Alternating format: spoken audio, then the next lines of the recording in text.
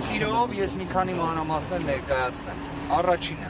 2025 թվականի նոյեմբերի 18-ին հաջորդած ժամանակահատվածում մեր կողմից թե քննչական, թե դատախազությանը, թե իրավասու այլ մարմիններին ներկայացվել են 10-ից ավելի միջնորդություններ։ Դրանցից յուրաքանչյուրը իր ազդեցությունը ունենում է իրավաչափության պայմանների վրա։ Վերջին ասուլիսներից մեկի ընթացքում գործընկերների հետ միասին բոլորին տեղեկացրել էինք, որ քննիչը մեր կողմից ներկայացված միջնորդությունները, որոնք վերաբերում են իրենց պարտականությունների կատարմանը, խոչընդոտելու իբրև ռիսկի նվազմանը, որակում էր այն անհիմն միջնորդություն եւ մերժում էր։ Այդ ամենը չէր կարող իրավական հետևանք չունենալ։ Մեր կողմից հետևյալ գործողությունը կատարվեց։ Այս ժամանակահատվածում բոլոր հիմքերը հիմնավորումներ, ինչպես նաև այլ բնույթի խնդիրները, որոնք մենք արձանագրել էինք, որոնք ազդեցություն են ունենում իրավաչափության պայմանների վրա, կուտակել էինք եւ ներկայացրել էինք որպես նոր ի հայտ եկած փաստարկի հիմքով միջնորդություն դատարանին։ Դա քրեական դատավարության օրենսգրքի 289 հոդվածով նախատեսված կարգավորում է։ Դատարանը քննության առնելով մեր միջնորդությունը որոշեց այն բավարարել մասնակի կիրառելով տնային կալանք եւ գրավ։ Ինչն եմ ուզում հատուկ նշել, Սահմանադրական դատարանը այդ ճշմարտությունը վերջերս եւս նշել է, տնային կալանքը նույնն է ինչ կալանքը։ Իր ռեժիմի, իր սահմանափակման տեսանկյունից մենք խոսում ենք կրկին ինտենսիվ սահմանափակման մասին։ Հետևաբար այստեղ հատուկ շնորհավորանքներ ես չեմ ներկայացնում, քանի որ ունեմ նաև պաշտպանյալներ, որոնք գտնվում են տնային կալանքի ռեժիմում եւ վստահ եղեք տնային կալանքը եւս ծանր խափանման միջոց է։ Ազատությունը սահմանափակող։ Կներեք մեկ հանգամանք եմ նշում։ Ժամը 19:30-ի 19:45-ի սահմաններում դատարանը որոշում կայացրեց կիրառելու նշված խափանման միջոցներ։ Մինչ այս պահը Սամվել Կարապետյանը չի գտնվում տնային կալանքի պայմաններում։ Դատարանը ուղիղ արձանագրել էր, որ կալանքը վերացվում է անհապաղ։ Դա իրենից ենթադրում է նիստերի դահլիճից ազատ արձակում տեղափոխում տնային կալանքի ռեժիմում։ Դա 19:45 կամ 50-ի սահմաններում մոտ 3 ժամ։ Եվ այս պայմաններում մենք տեսնում ենք այս իրավիճակը։ Ինչևէ,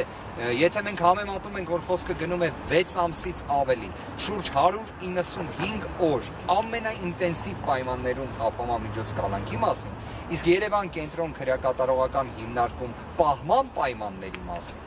մի առանձին ասուլիսով անդրադարձ կկատարենք, որովհետև ի վերջո կարծում եմ ժամանակն է, որ դրա մասին շատ ավելի մանրամասն ներկայացվի։ Մեկ հանգամանք էլ նշեմ եւ կպատասխանեմ ձեր հարցին, պարզապես խնդրելու եմ կարճ անդրադառնանք հարցին։ Տեսեք, հաշվի առնելով, որ այսօր դեկտեմբերի 30 մեր հայրենակիցներից շատերը զբաղված են իրենց համար չափազանց կարևոր, քանի որ մենք բոլորս էլ հայեր ենք, իսկապես ամանորի նախաշեմը չափազանց կարևոր է։ Այդ իսկ պատճառով, քանի որ մենք գիտեինք, որ նույնիսկ մեկ գրառում եթե կատարենք դատական նիստի վերաբերյալ, մեր հայրենակիցների, մեր աջակիցների, հազարավոր մեր հայրենակիցների ներկայությունը լինելու էր դատական նիստերի դահլիճի առջև։ Մենք իսկապես ելնելով Սամվել Կարապետյանի հստակ դիրքորոշումից զերծ ենք մնացել դրանից, քանի որ չէինք ցանկանում, որ դեկտեմբերի 30-ը ինչքան էլ կարևոր է, չափազանց կարևոր է ամեն մի անձի ներկայությունը դատական նիստերի, այսպես ասած, դահլիճում գտնվելու պայմաններում, երբ իմանում ես, որ մեր հայրենակիցները դատարանի առջև են, բայց բոլոր դեպքերում զերծ մնացինք այդ իրազեկումից, իհարկե գիտակցելով, որ հնարավորություն կունենանք մանրամասն բոլոր հարցերին պատասխանել։ Հիմա լսում տնային կալանքը այս որոշումը ինչ է ենթադրում, արդյոք հաղորդակցության ամբողջական հետաքրքիր հարց եք տալիս, սահմանափակումները հաղորդակցման ինտենսիվ կերպով կիրառված են,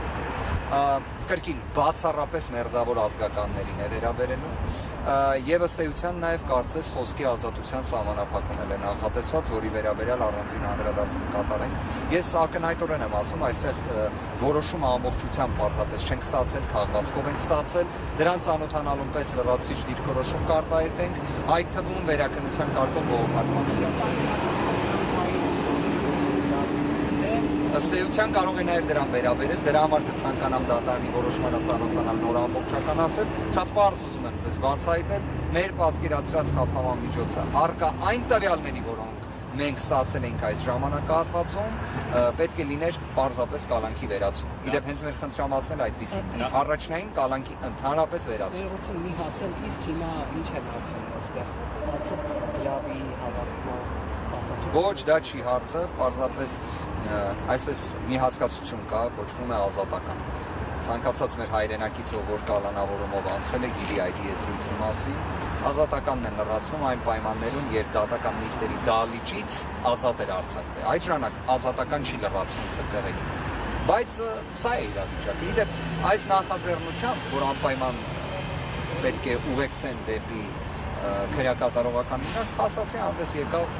քննչական խմբի ղեկավար։ Մեղադրող կողմը որոշել է բողոքարկել կարծես թե եւ գրավի չափի մասին ինչ կարող եք ասել, որ անվեր օրինաչափ շեմը, որը սահմանվել է։ Գրավի հետ կապված չափը իմ կարծիքով դա գրավի բացակայությունն է Սամվել Կարապետյանի դեպքում։ Մենք խոսում ենք այնպիսի ճանաչում ունեցող անձի մասին, որի պայմաններում իր հեղինակությունը, իր անցած ճանապարհը առավել քան բավարար է ցանկացած ռիսկ զսպելու համար։ Ներողություն եմ խնդրում, զանգ է կարծես գալիս, ես պատասխանեմ, այնուհետև կվերադառնամ։ Ներողություն եմ խնդրում, մի հատ պատասխան։ Այո, պարոն։